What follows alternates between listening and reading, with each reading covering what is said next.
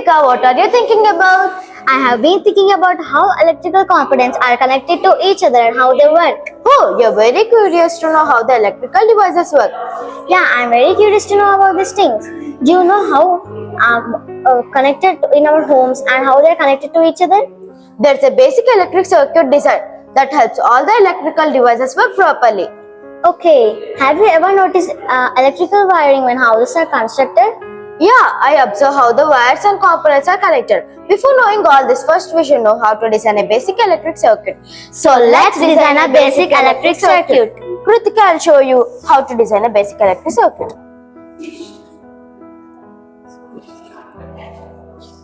See, the bulb is glowing. Do we know which components are used in it?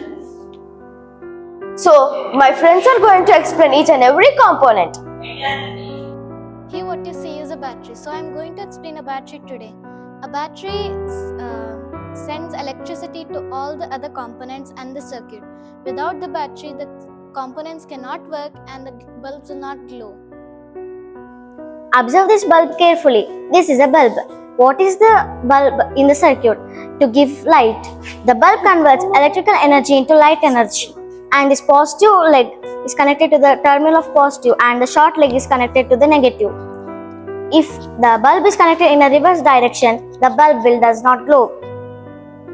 Look at this. This is a switch. What is the use of the switch? When we will on the switch, the bulb will glow. When we will off the switch, the bulb will not glow. The use of the switch in our circuit is to break the circuit and to on the circuit. Thank you. These are connecting wires. Connecting wires join electrical components together. They provide a path for electric current to flow through in a circuit. The inner metal part of wire allows electricity to flow through it. Observe this board carefully. This is a breadboard. What is the use of breadboard? The breadboard is used to make circuits. The breadboard helps us to make circuits easily without any soldering. We can connect and remove components easily on the breadboard. Thank you. Observe the small component connected in a circuit. This is called a resistor. Do you know why we use resistor in a circuit? To protect the LED and to control the electricity. The resistor controls the flow of electric current in a circuit. When excess current flows from the LED may burn out. So the resistor controls excess current and protects LED from the damage. Thank you. I'm going to say about conductors and insulators. Conductors, the material which allow current to pass, is known as conductors. For example, copper, iron, aluminium, etc. Conductors have free electrons due to which they conduct electricity. Insulators, the material which does not allow current to pass, is known as insulators. For example, rubber, etc. Insulators keep us safe by preventing shocks.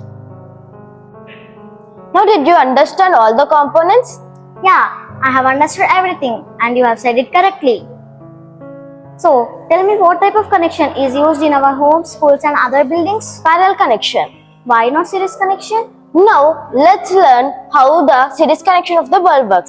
In the series connection, the bulbs are connected one after another in a single path. If we remove one bulb, another bulb does not glow. Kritika, Shall I try parallel circuit? you can. So wait.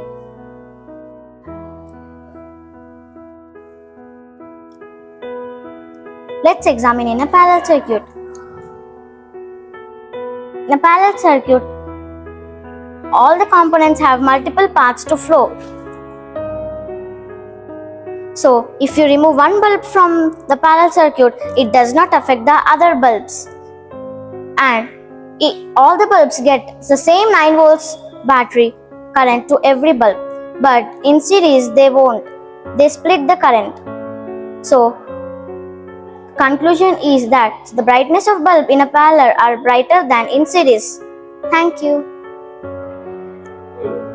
Then where we will use series connection? In decorating of serial lights, festival lights and torch lights. Okay. So what are the precautions will be said by Ritvik? What are the precautions we need to take while dealing with electric current? Do not touch switches or wires with wet hands because water conducts electricity and may cause electric shock.